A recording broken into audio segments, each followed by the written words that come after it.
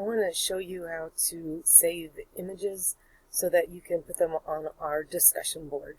So once you find the image that you would like to put into the forum, you can simply right-click on it and then click Save Image As.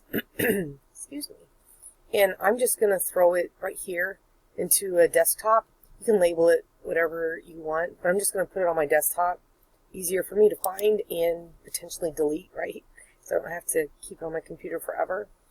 And then when you go into our discussion forums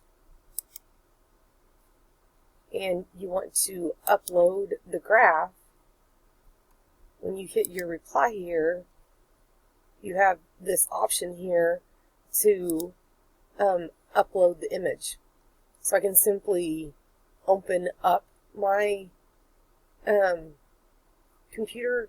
You can click, right, and then we can go here to find our desktop, and then I'm just going to click on the picture I just saved.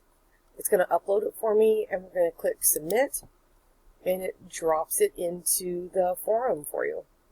So that will work with anything. So I hope that this very quick tutorial helps you.